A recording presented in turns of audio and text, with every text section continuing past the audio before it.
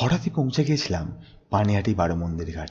ভেবেছিলাম এইখানে তার দেখা পাবো নিশ্চয়ই, কিন্তু আমি অবাকভাবে তাকিয়ে রইলাম, আর কে যেন পাশ দিয়ে বলে উঠল, যেখানে স্বপ্ন তোমার ভরপুর, তোরে কাঁধে নিয়ে হাঁটবো তত দূর, যেদিন আমি শুনবো তোমার গলার সুর, বাসবো ভালো তোমায় সেদিন।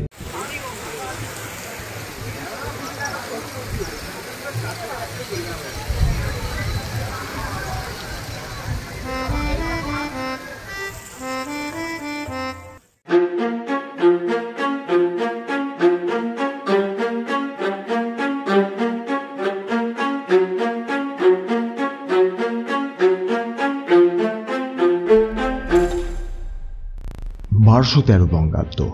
হরিশ্চন্দ্র দত্ত তর্পণ করতে গিয়ে দেখেন এক গর্ভবতী নারী গঙ্গায় স্নান করতে গিয়ে পড়ে যান। আর্তনাদ, নিস্তব্ধতা ও আতঙ্ক ক্রমশই তাকে অশান্ত করে তোলে। শেষ পর্যন্ত তিনি সিদ্ধান্ত নেন তিনি ঘাট বানাবেন। তিনি যে ঘাট বানাবেন সে ঘাট হবে নিরাপদ ও সুরক্ষিত। ডাকা হলো প্রথম বাঙালি ইঞ্জিনিয়ার নীলমণি মিত্রকে। পরিকল্পনায় জুড়লেন স্যার ব্যাকফোর্ড লেসলি। শুরু হলো নির্মাণ কাজ।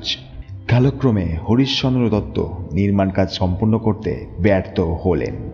নির্মাণ কার্য সম্পূর্ণ করেন তার পুত্র নবীনচন্দ্র দত্ত। 12টি শিব মন্দির গঙ্গার পাড়ে দাঁড়িয়ে তৈরি করল ইতিহাস। আর এই একবিংশ শতাব্দীতে এসেও নবীন প্রবীণদের অন্যতম পছন্দ এই ঘাট।